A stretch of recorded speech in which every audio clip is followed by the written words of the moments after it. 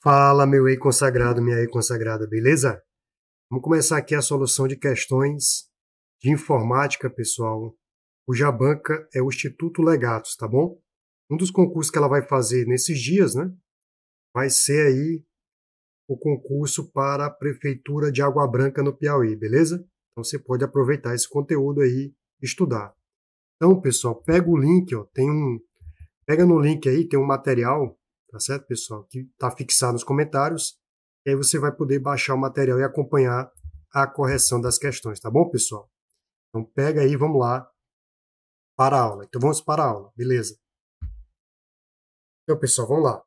Primeira questão diz assim para a gente, ó. Assinale a opção que indica o tipo de memória que é integrada à placa-mãe do computador e na qual as informações apenas podem ser acessadas e não podem ser alteradas por serem gravadas pelo fabricante uma única vez. Então, observa que ele me dá as informações importantes aqui. Ó. Uma memória que está integrado à placa-mãe, que é uma placa de circuitos, que é como se fosse uma placa do teu celular. Todo equipamento eletrônico tem que ter uma placa.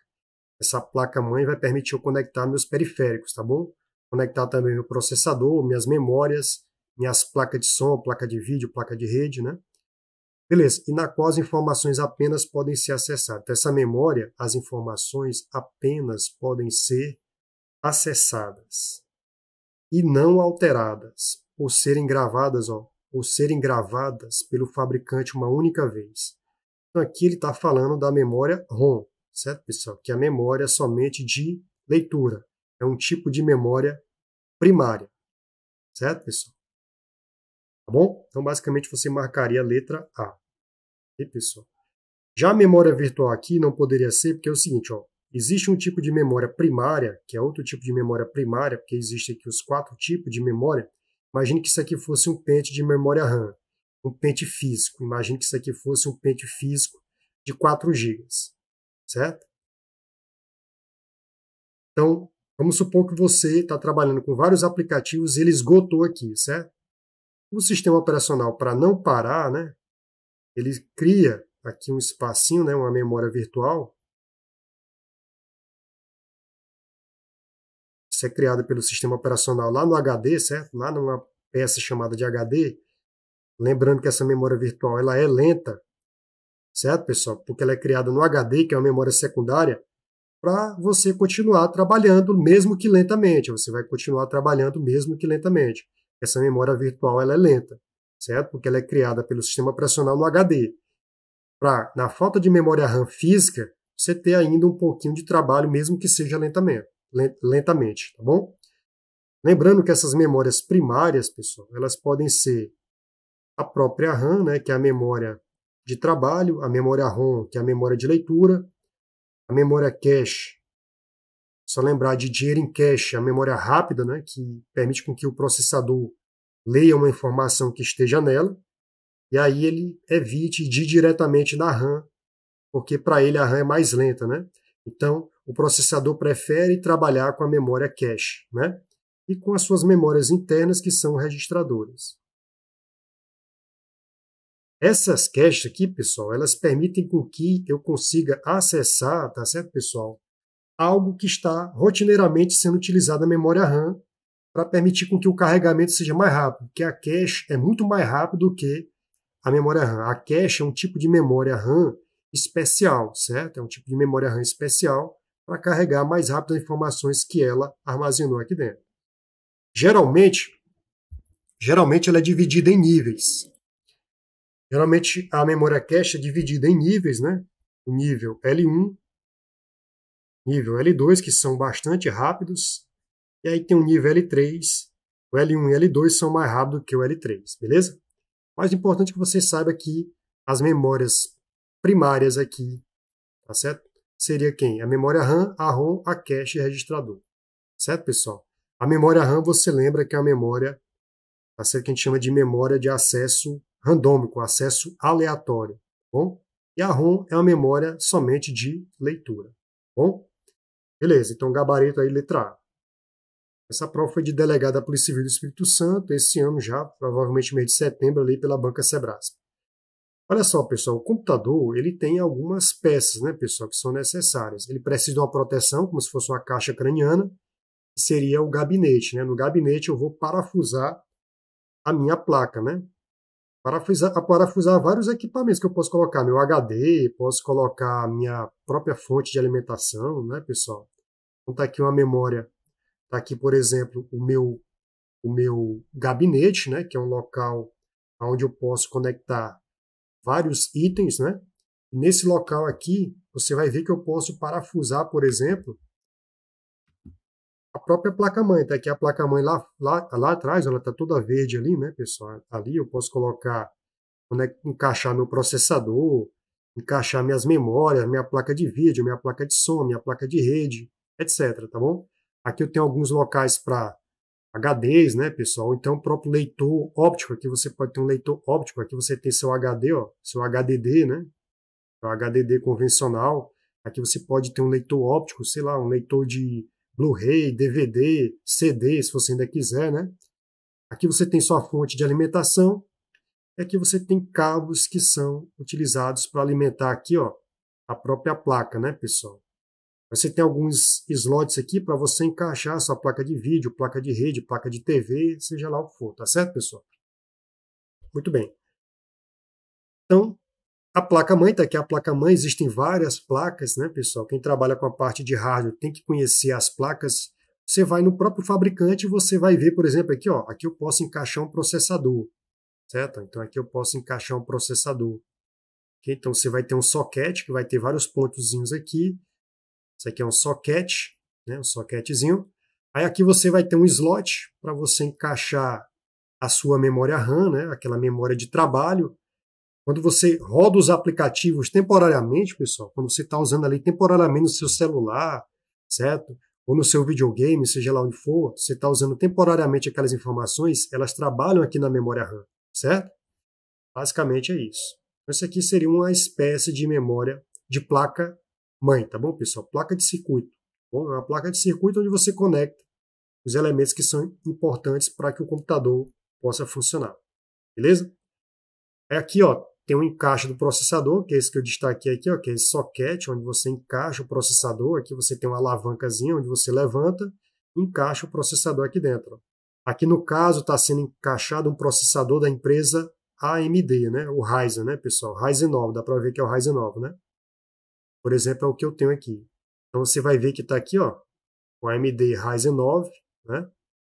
Muito bem, ó, está aqui ele encaixado na própria placa, ó, tem um localzinho, ó, o chamado socket, você vai encaixar ele aqui, você fecha a alavanca, ele fica ali travado, e aí ele consegue processar todas as informações aí que tem na memória, tá bom?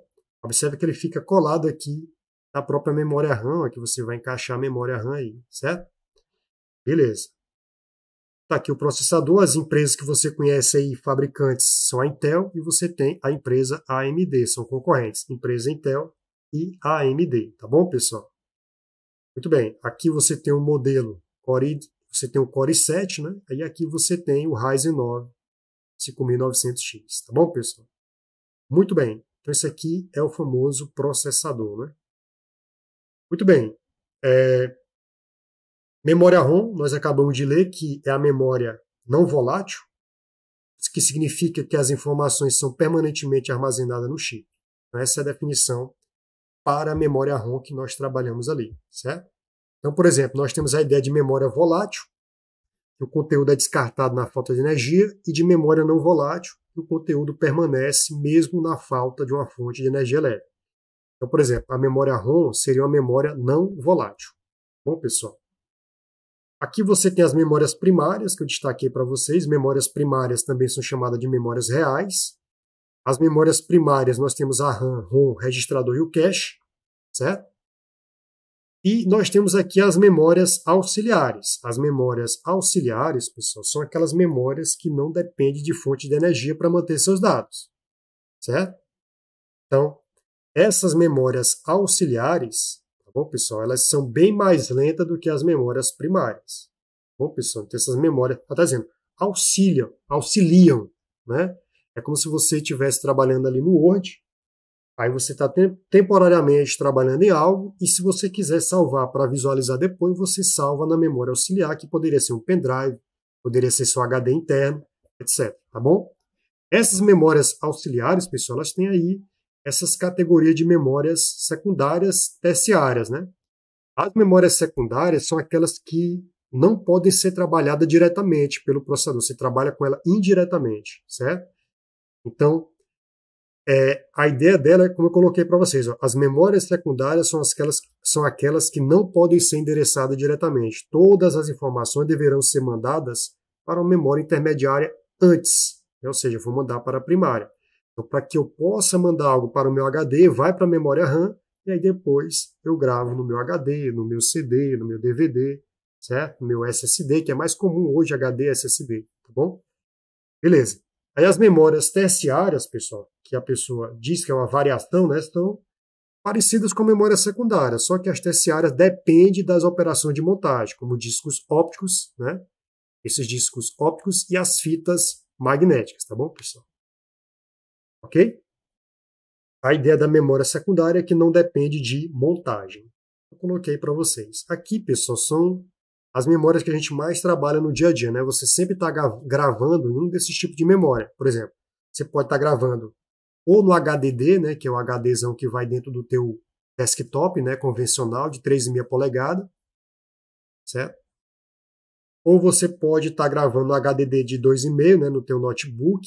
Nós temos ainda um HD, pessoal, uma variação de SSD M2, né, ó, que é muito menor, né, HDs aí cada vez menores, você tem esse tipo de SSD, é um disco SSD, beleza? Então M2.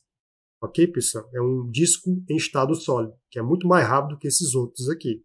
Esses outros aqui, como tem partes mecânicas, né, na gravação, tem um disco, você vai ver que eles são muito mais lentos do que o que não tem partes móveis, né? O M2 aqui, por exemplo, é um exemplo.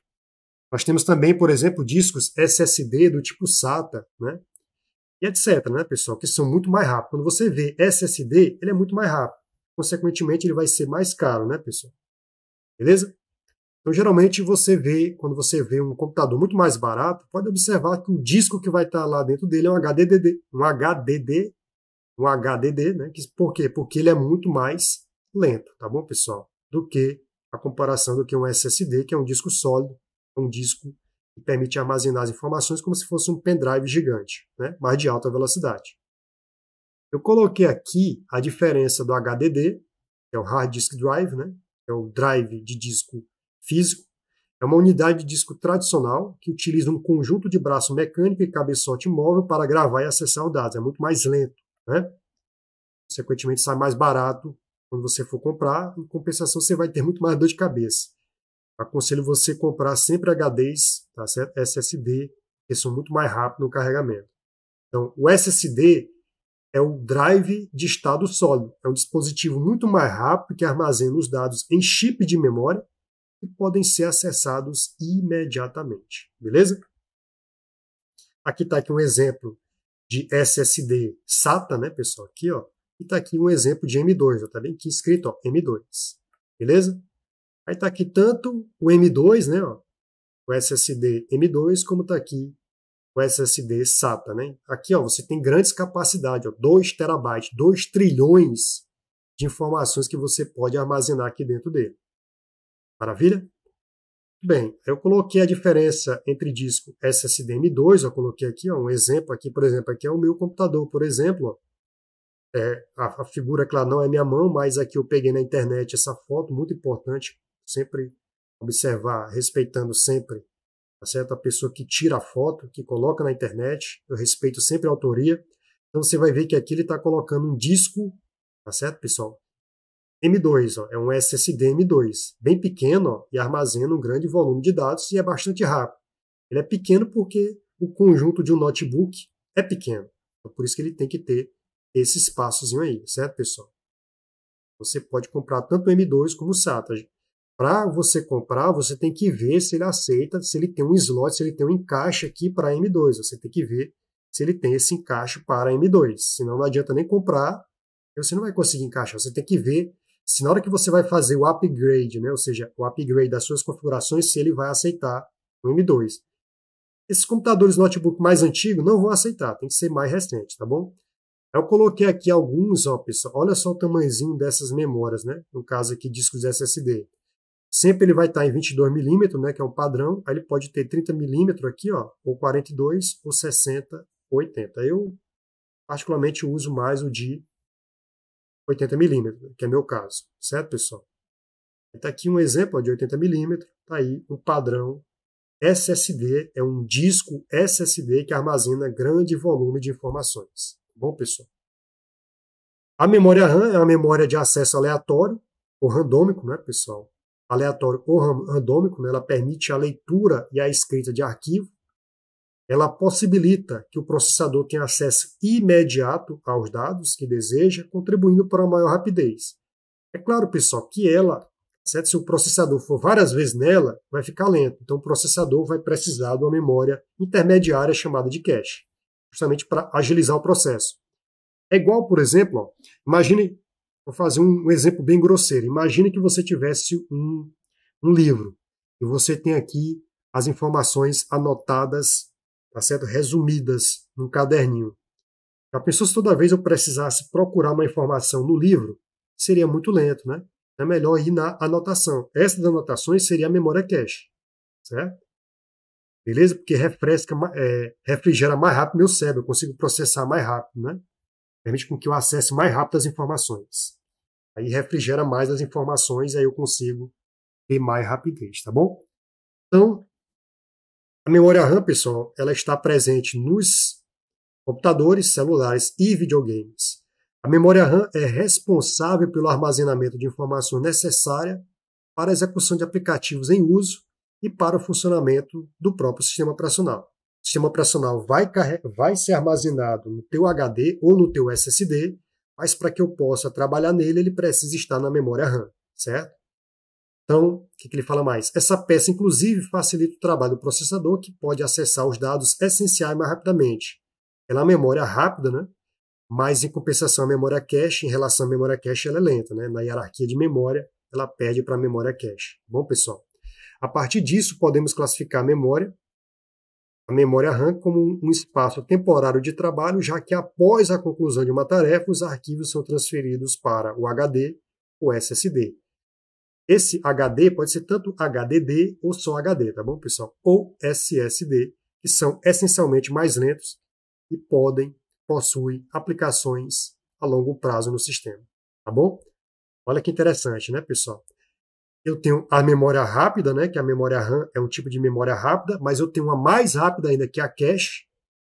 Embora o SSD seja mais rápido que o HDD, ele ainda é mais lento do que as memórias RAM, as memórias principais, tá bom? Existem alguns critérios, pessoal, que você deve levar em conta na hora de comprar, tá certo? Memórias. Você tem que saber a capacidade, a frequência, né, ou o clock dela, né, e o padrão que você vai utilizar de DDR, né, se é DDR2, se é DDR3, se é DDR4, etc, tá bom? Muito bem. Aqui você está vendo um slot, um encaixe de memória RAM. Aqui, nesse local, eu posso encaixar as minhas memórias RAM. Lembre na sua mente, a memória onde você roda os aplicativos, é a memória de trabalho, é a memória RAM, certo? Aqui está aqui uma pessoa, você está vendo aqui o local para onde a pessoa vai encaixar o processador, que ela encaixa o processador. Aqui toda a alavancazinha, está aqui a trava, né? E aqui está o encaixe, ó, aqui do lado você está vendo a memória RAM. Okay? A memória de trabalho, a pessoa está colocando aqui um pente de memória RAM. Certo? Esse aqui é um pente de memória RAM, onde os aplicativos vão ser rodados aqui dentro, certo? Eles vão rodar temporariamente na memória RAM, beleza?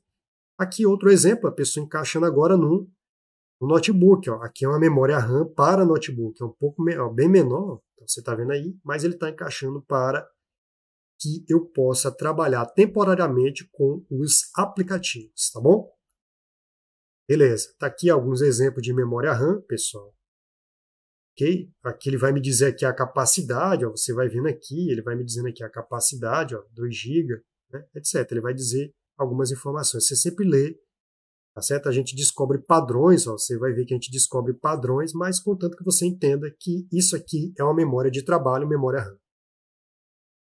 Mais memórias RAM encaixada, e está aqui sobre memória ROM, né?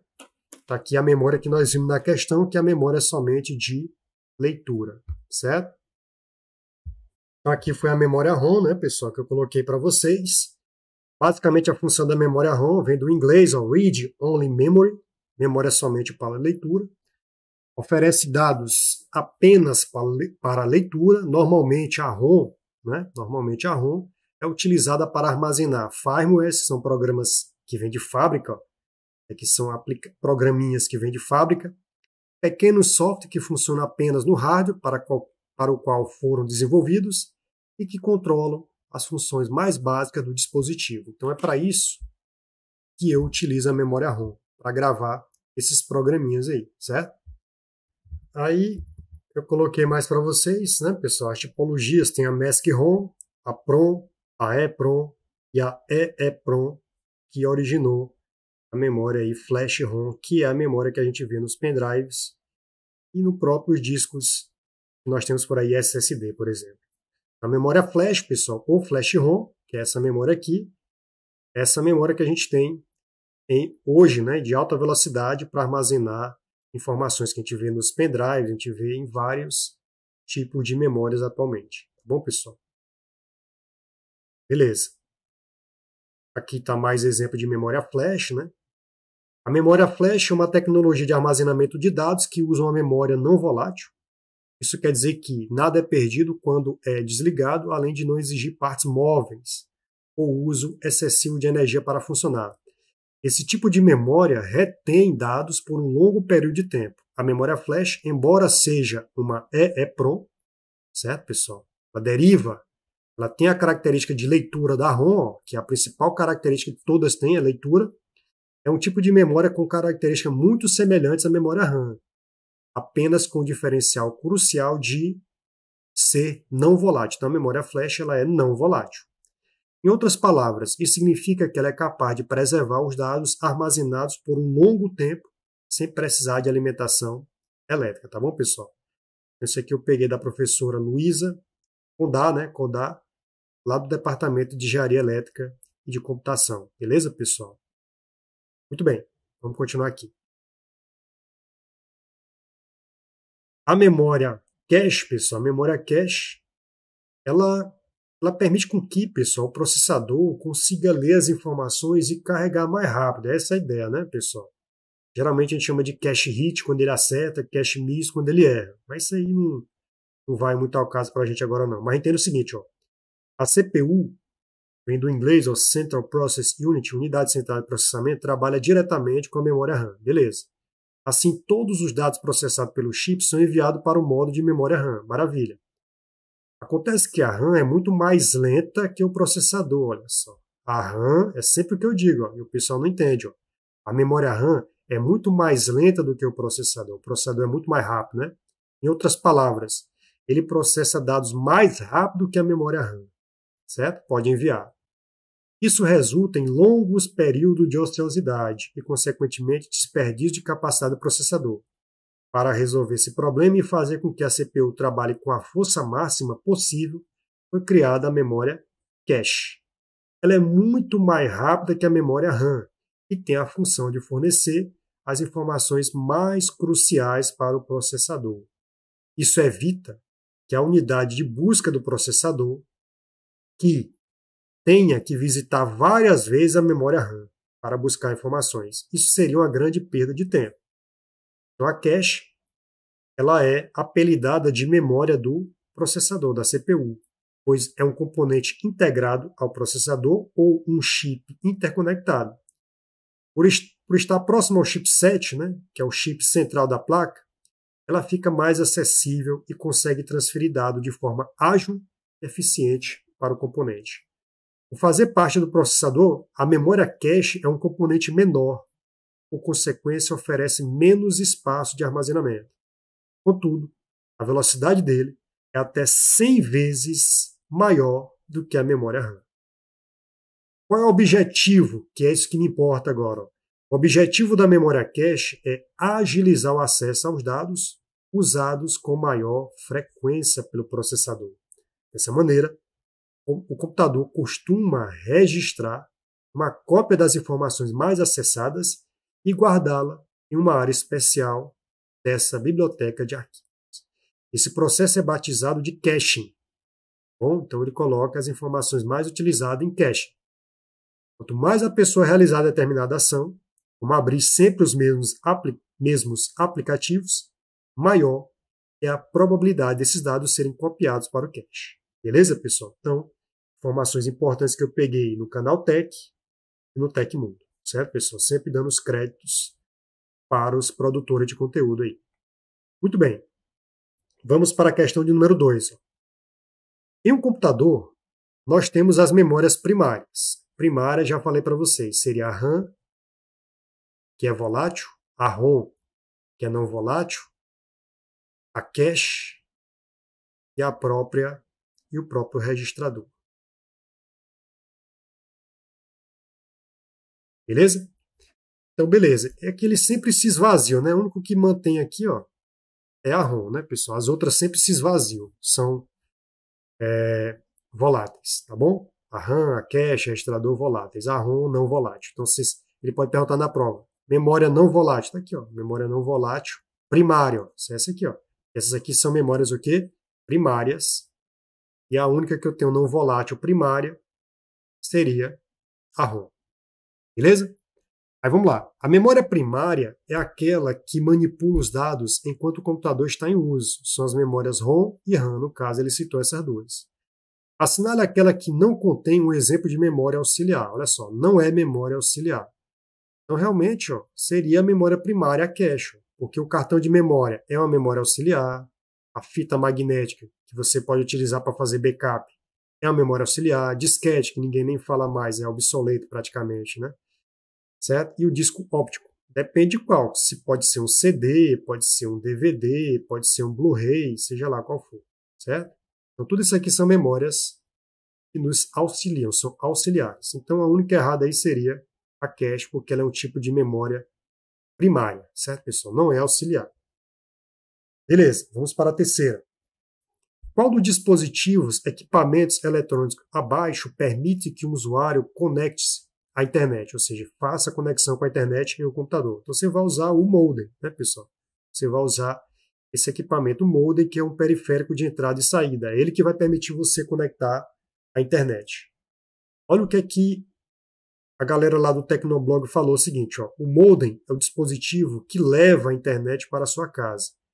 É nele em que é feita a conexão física de rede, ADSL, cabo metálico, fibra óptica, etc., que vem da fiação externa. Ele também é responsável por distribuir a internet para um dispositivo externo, por padrão. Geralmente o modem é fornecido pelas operadoras de internet, mas também é possível comprá-lo à parte, desde que o usuário saiba qual a tecnologia da rede internet ele usa na sua casa. Beleza? Muito bem. Então, pessoal, vamos agora para a questão 4, que vai tratar do sistema operacional Windows, certo? Que vai tratar do sistema operacional Windows.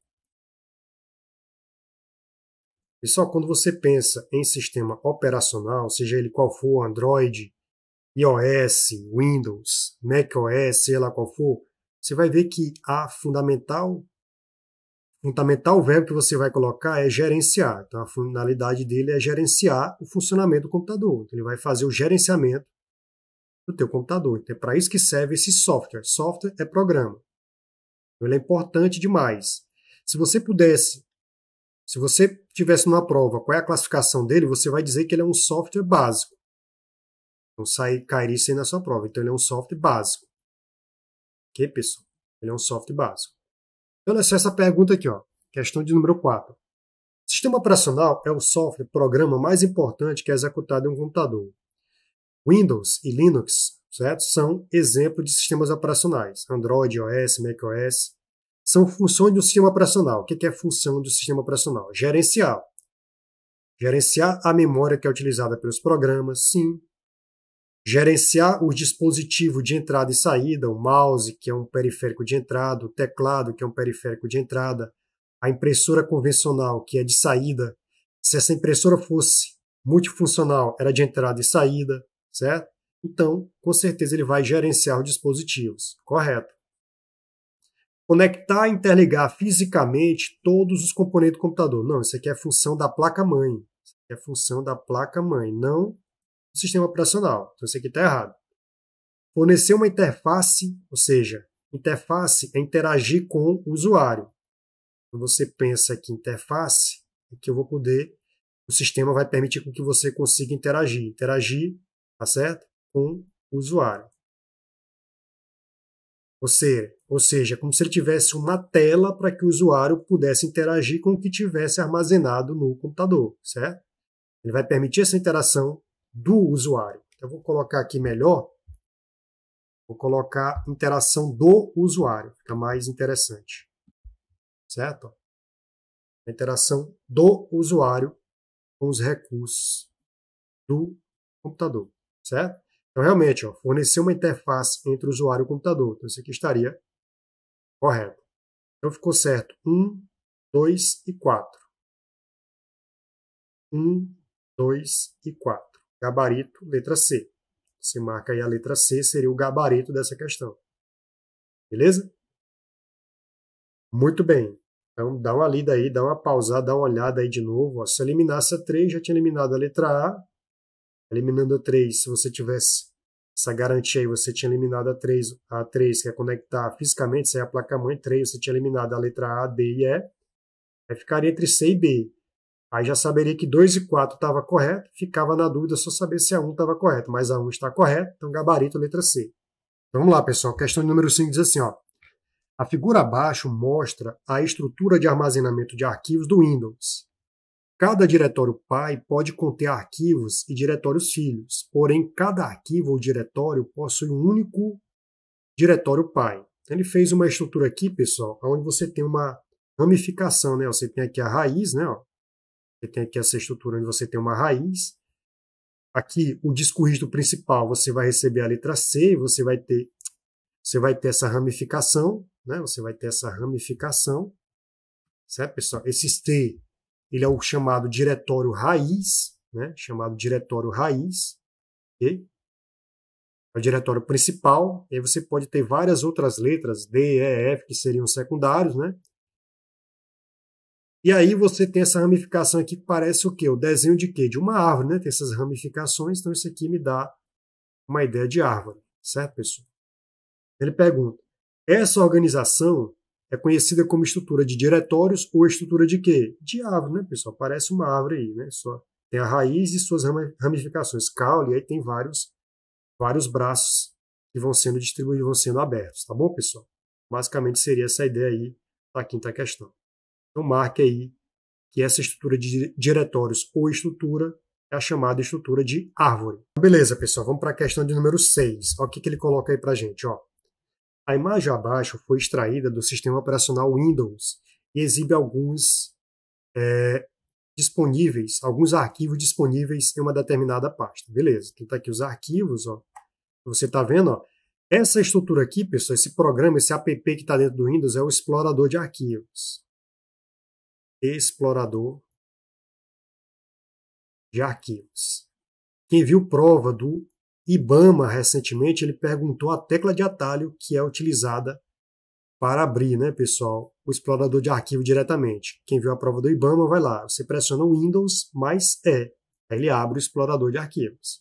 Beleza? Observa que aqui, pessoal, ele está exibindo para mim, ó, nome, data de modificação, tipo, e se você for puxar um pouco mais para o lado, teria a palavra tamanho. Certo? Então, isso aqui tem a ver com exibir. Então, ele está exibindo, ó, nome, data de modificação, tipo e tamanho. Então, se você observa que isso aí é um modo de exibição chamado de detalhes. Então, esse é um modo de exibição chamado de detalhes. Ok? Observa que todos os arquivos que estão aqui, pessoal, dá para ver que é da empresa Acrobat, né? Ó. Então, a extensão aqui vai ser uma extensão PDF, arquivos PDF, né?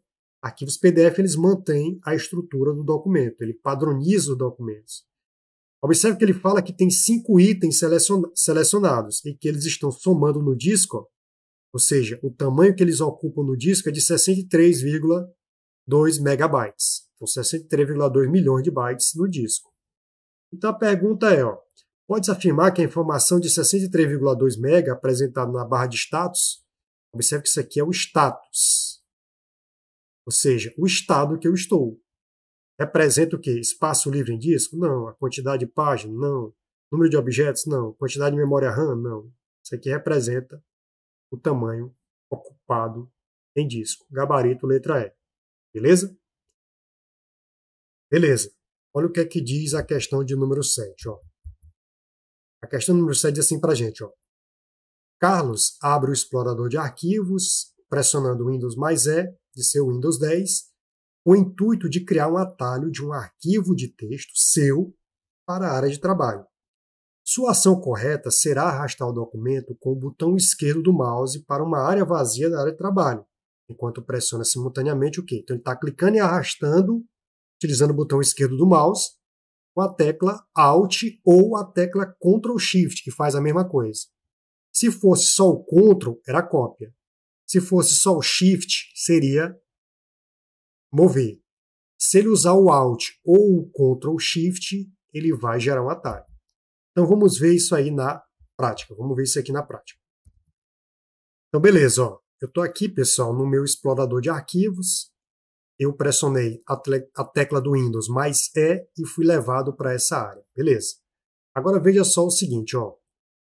Eu vou pressionar o botão esquerdo aqui, ó. Vou clicar nesse arquivo. Vou começar pelo 1 aqui, ó. Eu vou clicar e arrastar utilizando a tecla Shift, ó.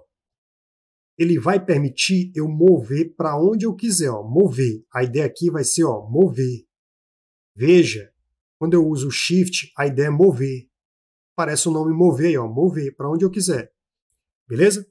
Agora eu vou usar a tecla Ctrl. Se eu usar a tecla Ctrl, veja que quando eu clicar e arrastar com o Ctrl, ele vai gerar uma cópia. Ele parte da origem e no destino ele gera uma cópia. Beleza? Então até agora nós fizemos o seguinte, ó. Pressionei o botão esquerdo, eu cliquei e arrastei com o Ctrl, com o Shift eu movi e com o Ctrl uma cópia. Agora olha só o que, é que vai acontecer no 2 aqui, pessoal. Eu clicando e arrastando com a tecla Alt, ó. Olha o que, é que ele vai fazer, ó. Da origem para o destino, ó. Atalho, ó. Percebe que tem essa setinha no canto inferior, é um atalho. Mas eu também posso agora, vamos supor, para a prova 3, eu vou criar um atalho, pode ser em qualquer lugar que eu possa criar um atalho, eu vou clicar aqui, desde que seja vazio, né? Eu vou clicar e arrastar com o Ctrl Shift, ó. Estou usando o Ctrl Shift, pressionando o Ctrl Shift. Vou soltar, ó, atalho. Beleza? Então, olha que interessante, ó. Ou clicar só com o Alt ou o Ctrl Shift, ele vai gerar um atalho. Beleza, pessoal?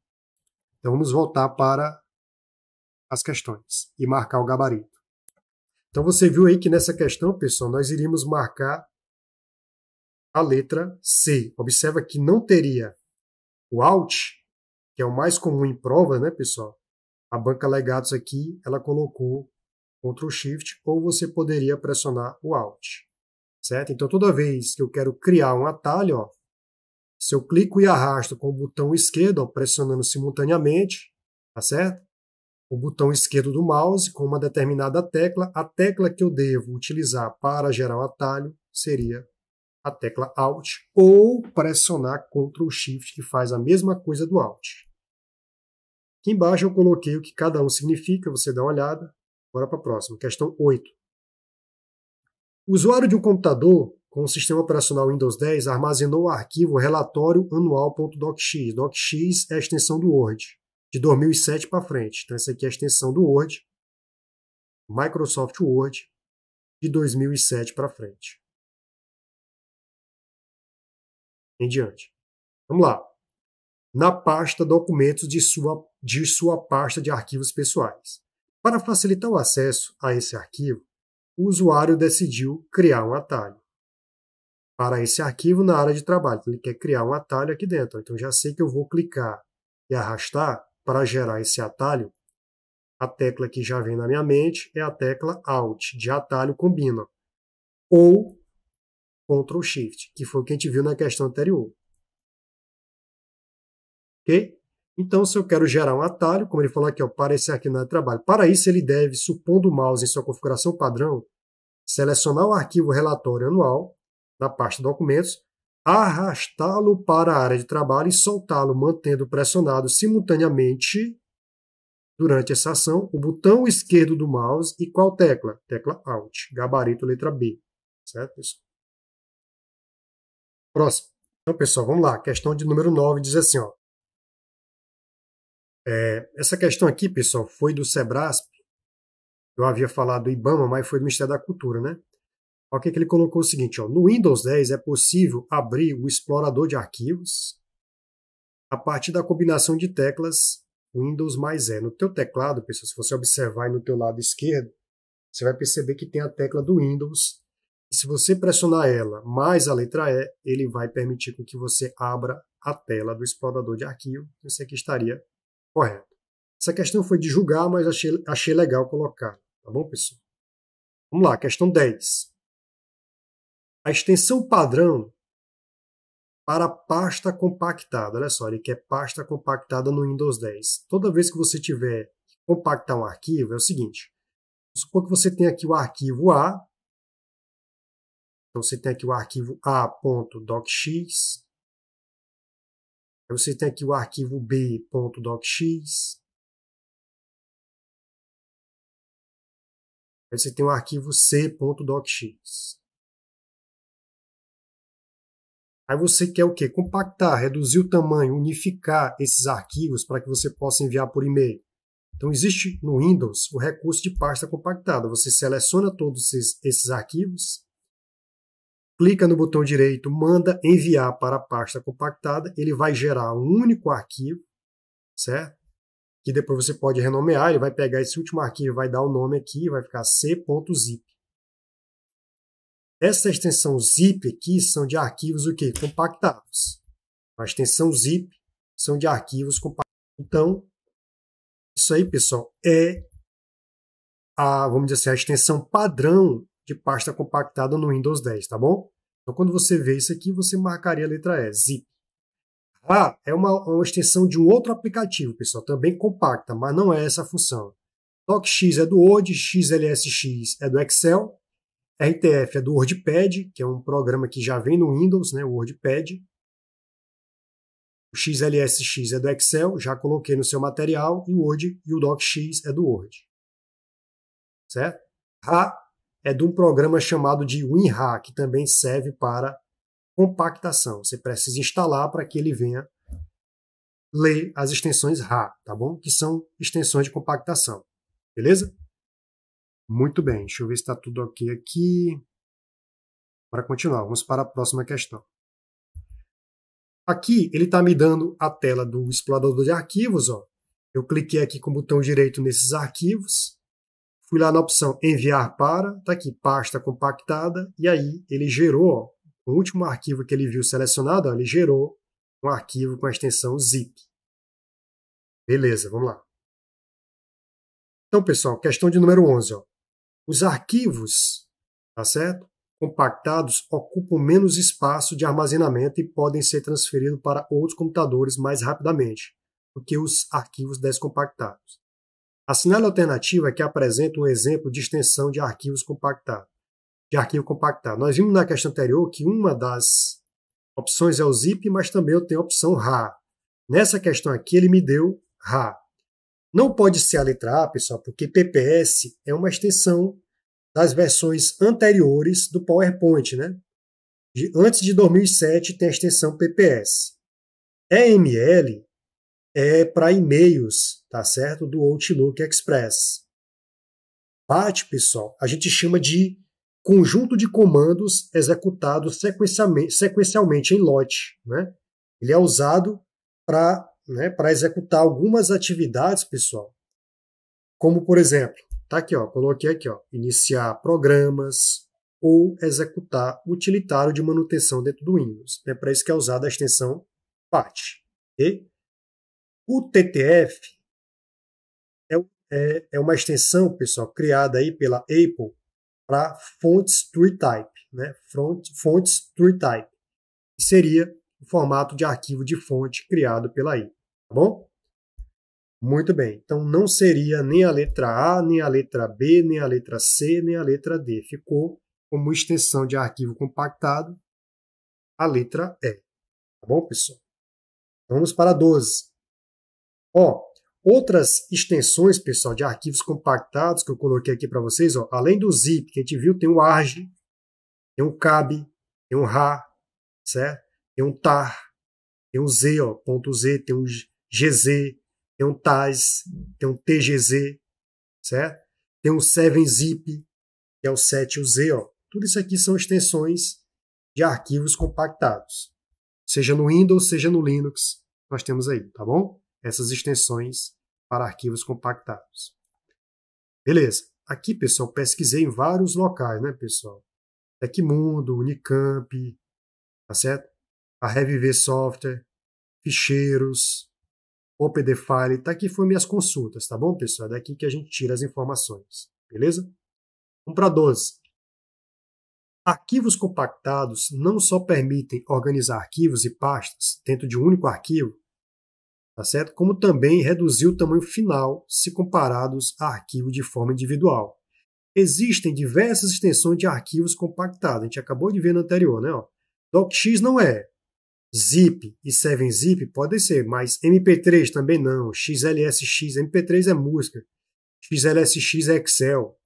O gabarito é a letra C, RA, GZ, 7zip, RA, GZ. HTML é para arquivos da web, né, pessoal? HTML é uma linguagem de marcação de hipertexto.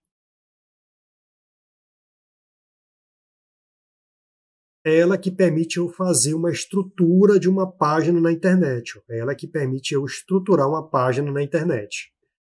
PPTX é PowerPoint, DocX é o Word, 7zip estaria correto, mas a completa é a letra C. Tá bom, pessoal? Só ela tem arquivos compactados. Aqui, coloquei aqui para vocês as extensões de arquivos compactados. Olha que legal.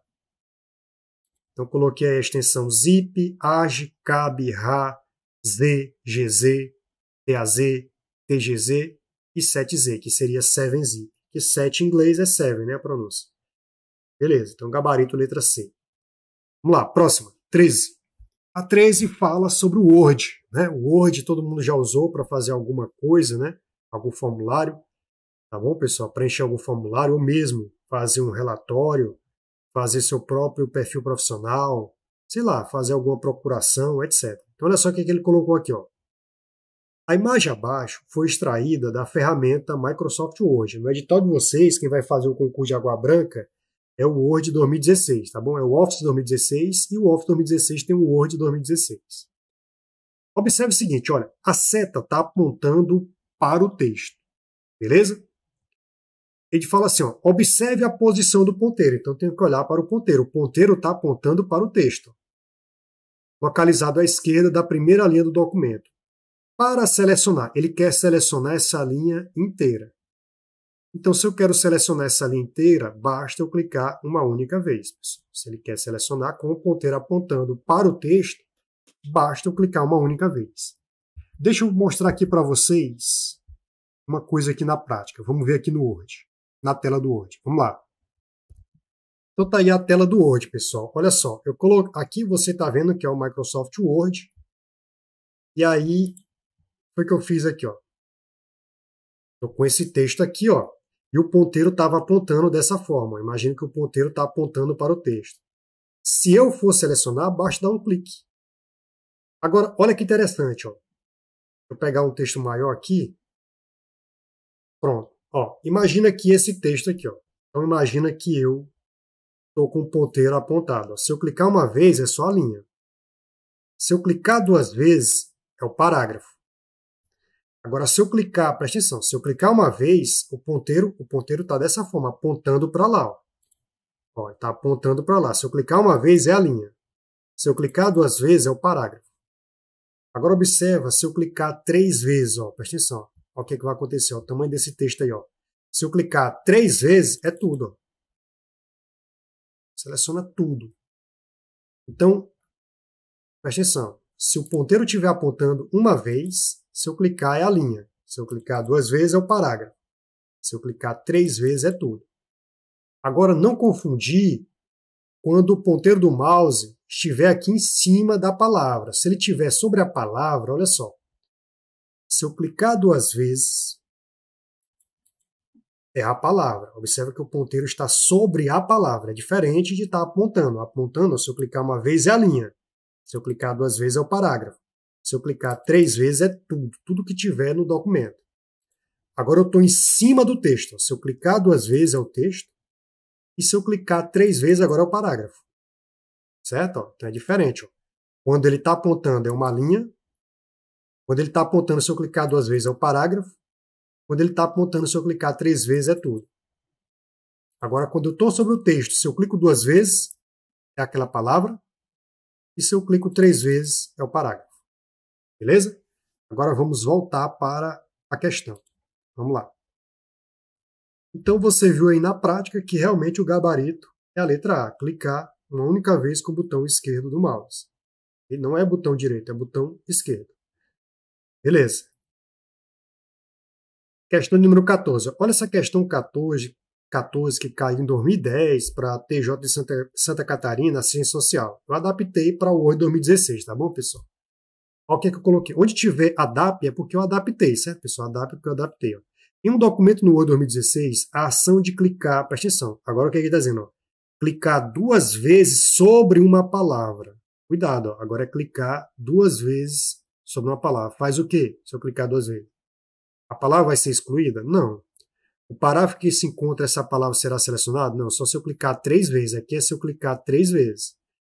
Todo documento será selecionado? Não. Essa palavra será selecionada? Sim, é a letra D. Certo, pessoal? Então, observa que agora é sobre a palavra, não é com o ponteiro apontando para o texto, como foi na questão anterior. Aqui, como ele está apontando, se eu clicar uma vez com o esquerdo, seleciona. 2 vezes, o parágrafo. 3 vezes, é tudo. Agora, se eu clico 2 vezes sobre a palavra, é a palavra. E se eu clico 3 vezes sobre uma palavra lá, qualquer, vai selecionar o parágrafo. Então, gabarito da 14, letra D. Questão 15. Para selecionar um parágrafo inteiro, composto por 5 frases, de um texto redigido no Word 2016, observe que essa prova já foi recente, ó, 2019, né? Um tempo bom, né? Razoável. Versão em português para o Windows, deve-se clicar o quê? Observa que agora eu quero selecionar um parágrafo inteiro. Então, eu vou clicar o quê? 2 vezes ou 3 vezes? 3 vezes em qualquer lugar do parágrafo. Se eu clicar 3 vezes, eu seleciono o parágrafo. Se eu clicar 2 vezes sobre uma palavra, 2 vezes é a palavra.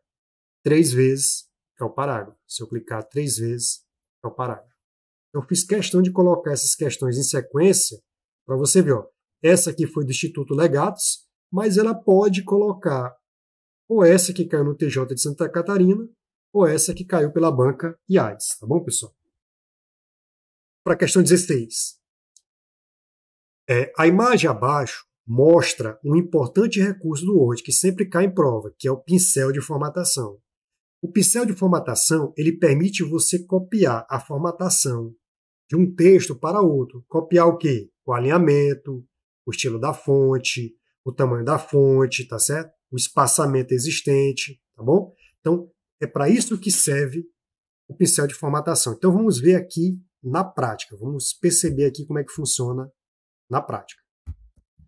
Então, tá aqui meu texto, pessoal. Observe o seguinte, ó. Imagina que eu selecione esse texto. Observa que eu vou selecionar esse texto.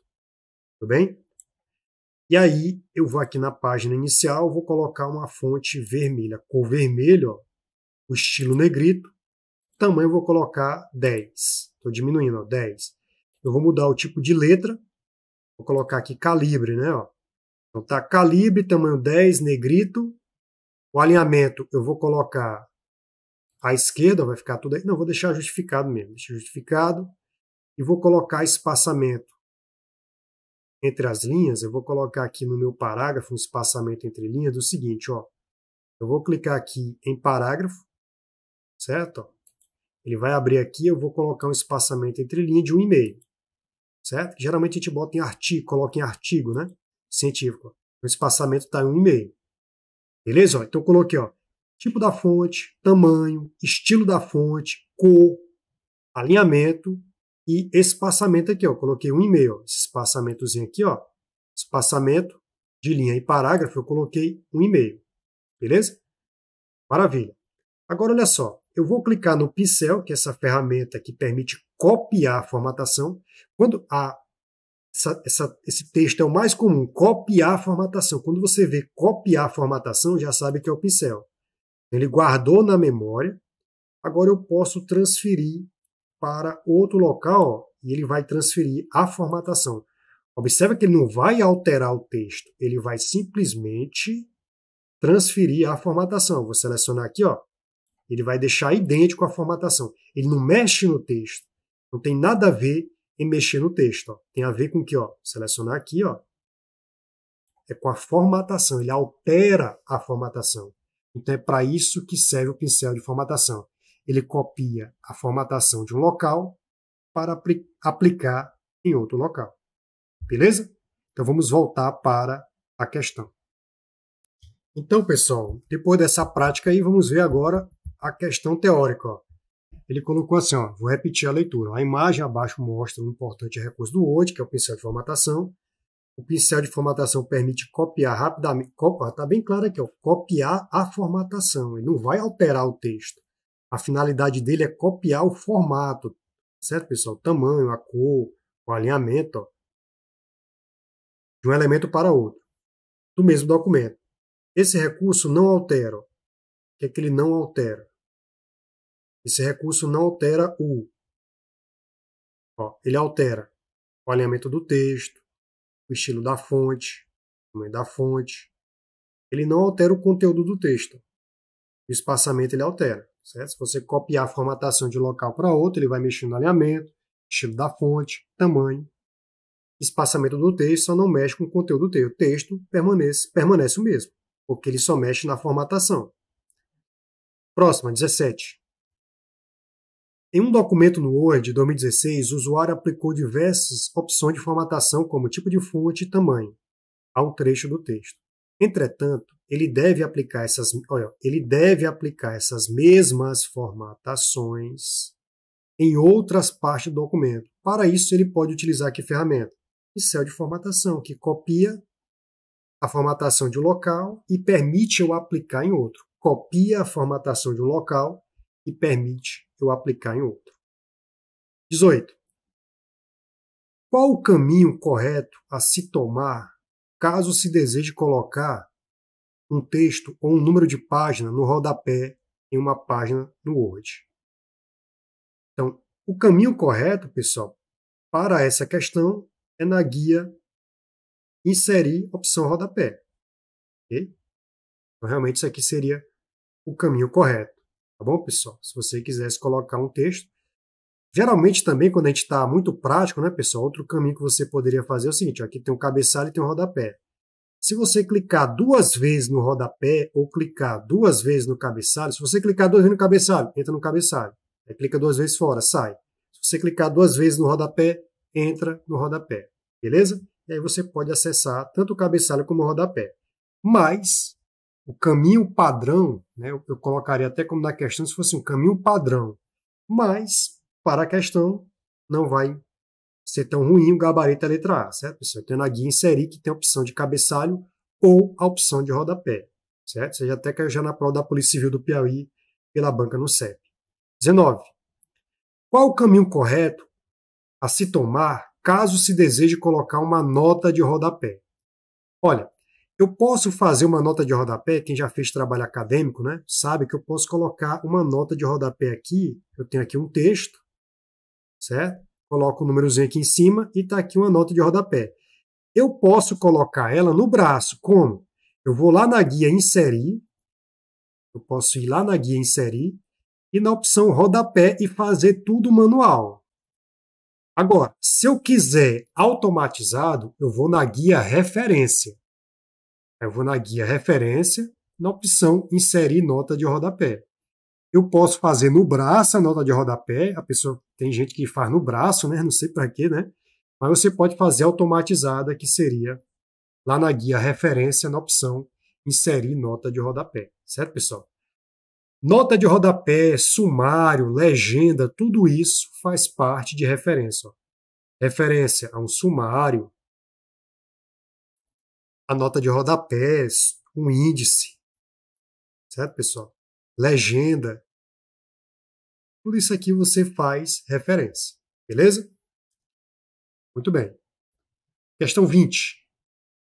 No Microsoft Word 2013, na prova de vocês é o 2016 e aqui não vai fazer diferença, as opções de cabeçalho e rodapé. Cabeçalho e rodapé sempre é na guia inserir. Certo, pessoal? Cabeçalho e rodapé é na guia inserir. Maravilha?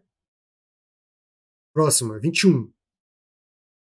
A opção destacada na imagem, extraída do navegador Microsoft Edge. O Microsoft Edge é um navegador, atualmente o principal que vem no Windows 10, né, pessoal? Que é para substituir o Internet Explorer, certo?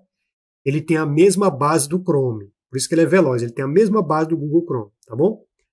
Então observa que existem alguns botões, né, pessoal, que você tem aí, né? Ó. Por exemplo, esse sinalzinho de mais aqui, você pode pressionar Ctrl mais T, que ele vai te dar uma nova guia. Isso aqui é uma nova guia, certo? Beleza. Aqui você tem um botãozinho, pessoal, de volta, né? Avança, né? A página. Aqui é o botão de atualizar, né? Que seria recarregar ou atualizar. Que a tecla de atalho pode ser tanto Ctrl mais R ou a tecla F5, certo? Aqui, pessoal, é para você ver o cadeado fechado, quer dizer que ele tem um certificado digital. Quer dizer que ele é baseado em criptografia, certificado digital. Você sabe quem é o dono disso aí. Você sabe quem é que comprou esse certificado. HTTPS é porque ele é um site que tem a ideia de ser seguro, né? Ou seja, seus dados que vão ser transferidos têm criptografia, né? Aqui você tem um botão para você ler em voz alta. Né? Você pode ler em voz alta aqui, ó. Pessoa que tem uma deficiência visual pode ler em voz alta. Aqui você pode adicionar o link dessa prefeitura aqui de Alto Alegre do Pindaré, no Maranhão, né, pessoal? Você pode adicionar os favoritos, que aqui é o Ctrl D. Aqui é para você ver os favoritos, aqui é para você organizar os favoritos. Organizar os favoritos, certo? Aqui são as coleções que você pode fazer, você pode colecionar página, colecionar imagem, colecionar textos, você pode fazer coleções, certo? Mas o botão que ele está destacando aí é o botão recarregar, atualizar a página atual, certo? Eu coloquei aqui embaixo para você conhecer, ó, voltar, avançar, atualizar, cadeado fechado, quando você clica, ele exibe informações sobre o site, ó. Ele me diz que ele tem uma conexão segura, certo? Ele me informa a questão dos cookies, né? Hoje está caindo bastante questão sobre cookies, né, pessoal? Cookies são arquivos de textos que memorizam as preferências de navegação do usuário. Arquivos de textos que memorizam. Sempre cai uma questão sobre cookies. Memorizam, quando fala de navegador, né? São arquivos de texto que memorizam as preferências de navegação do usuário.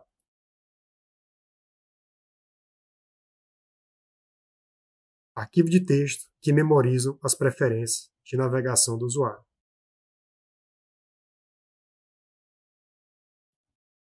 Você anota aí no seu caderninho aí, bonitinho, né? Geralmente quem deposita no meu computador, no meu HD, na parte específica de cookies, é o dono do site. Ele vai lá para que ele possa saber. Você, segundo a LGPD, você vai aceitar ou não, pessoal. Aí você vai saber o que ele está fazendo ou não com esses cookies. Mas esses cookies não são vírus. Eles permitem com que quando você volte a um site, ele saiba seu nome, no carrinho de compra, ele saiba quantos itens você já colocou no carrinho de compra, por exemplo.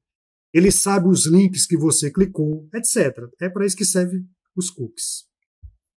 Então, grave na sua mente. Cookies são arquivos de textos que memorizam as preferências de navegação do usuário. Beleza, então esse aqui eu cliquei no cadeado, né? Ele mostrou que tem uma conexão segura, HTTPS. Aquele A que nós vimos é para ler em voz alta. Esse aqui é... tem um botão que às vezes aparece, pessoal, que é para você entrar na leitura avançada, onde ele tira alguns itens e foca em texto e figura, né? Ou seja, ele tira qualquer propaganda e deixa só o texto e as figuras necessárias para aquele texto. Você tem a leitura, uma experiência melhor na leitura. Aí eu mostrei para você esse botão aqui, que adiciona as páginas favoritas, que é o Ctrl D. Esse aqui são os favoritos, que você organiza os favoritos, Ctrl Shift O. E aqui são as coleções que você pode adicionar, tá certo? Uma página, uma imagem, seja lá o que for, para você colecionar. Maravilha? Vamos para a próxima questão. Então, questão de número 22, vamos lá. A 22, pessoal, é de julgar certo ou errado, e a 23 também, eu achei legal colocar só para você memorizar a ideia de cookies. Ó. Na internet, cookies são informações armazenadas no computador do usuário por um site que ele visita. Então, isso aqui está correto. Ó.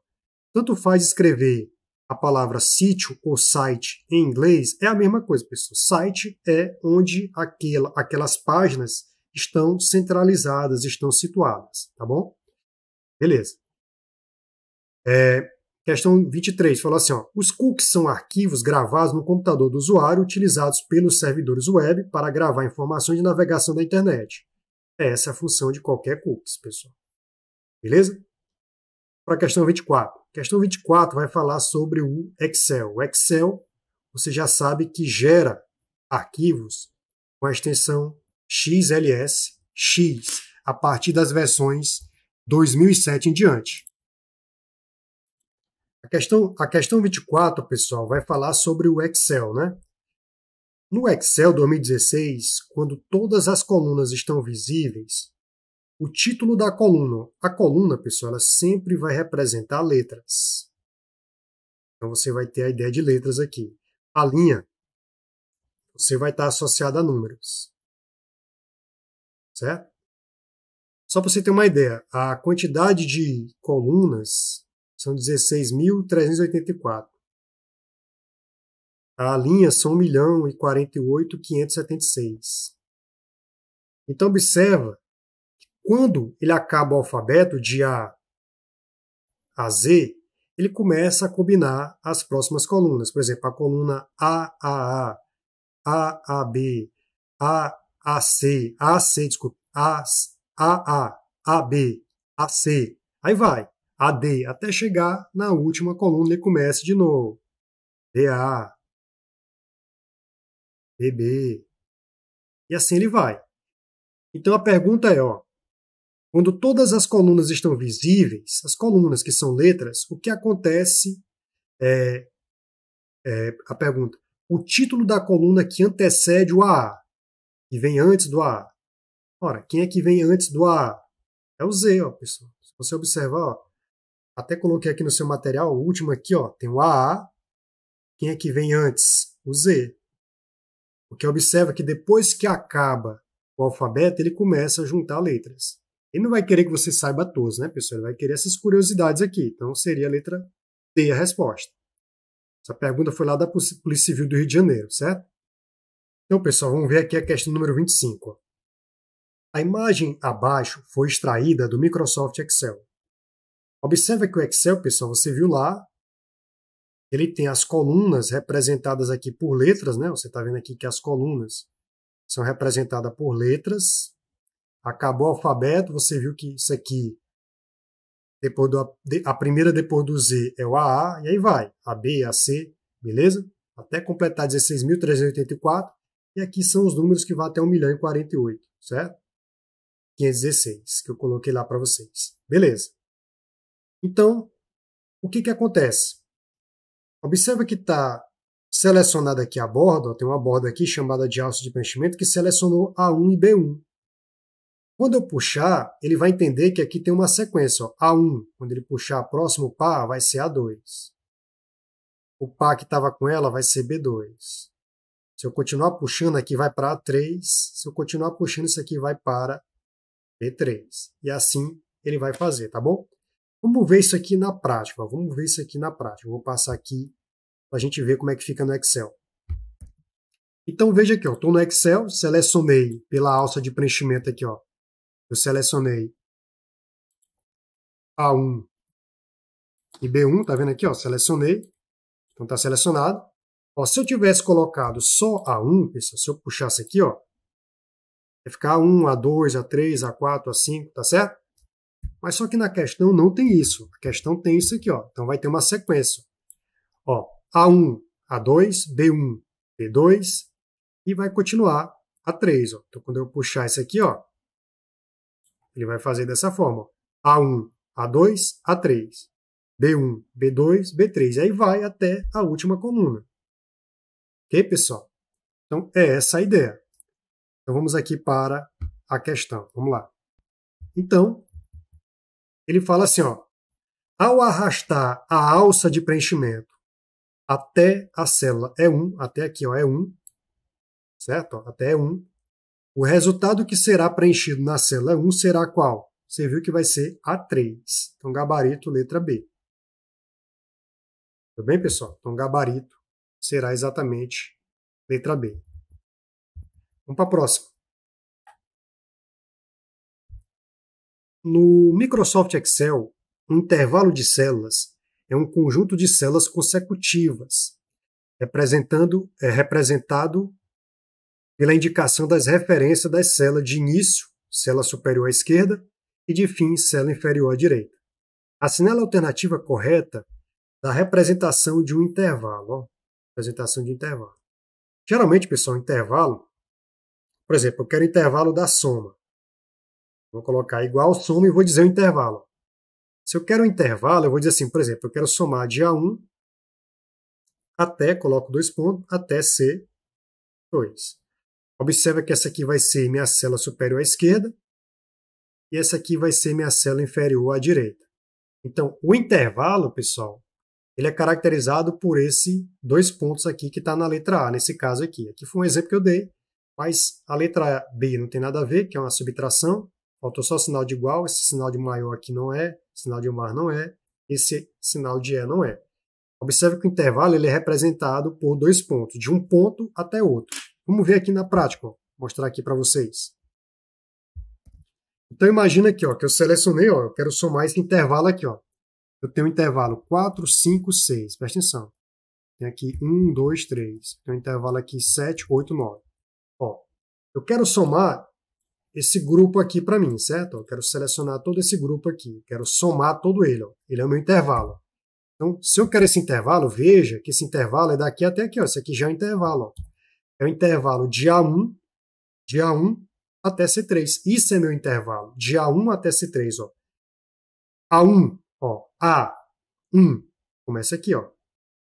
C3 termina aqui. Então, se é de A até C, é a coluna A, B, C e as linhas 1, 2, 3. Então, aqui, se eu quisesse uma soma desse intervalo, ó, ele somaria e daria 45. Se eu quisesse a média desse intervalo, ó, a média. Se eu quisesse o máximo do intervalo, ó, pronto. Então, é assim que se resolve. Esse aqui é o intervalo. Ok? Se isso aqui mudasse de lugar, é claro que o intervalo iria mudar. Ó. Se eu mudasse isso aqui de posição para cá, é claro que meu intervalo vai mudar. Ó. O intervalo é esse aqui agora. Ó. De B2 até B4. Maravilha? Está aí meu intervalo. Ó. A coluna B, da linha 2, até a coluna D, a linha 4. Veja que se começou em 2, a linha 1 está excluída. Porque começou na linha 2. Então, essa é a ideia de intervalo. Então, voltando para a questão, depois de você, na prática, você vai perceber que realmente intervalo é caracterizado pelo sinal de 2 pontos, então você marcaria realmente a letra A. Beleza? Então, pessoal, vamos aí para a questão de número 27, certo?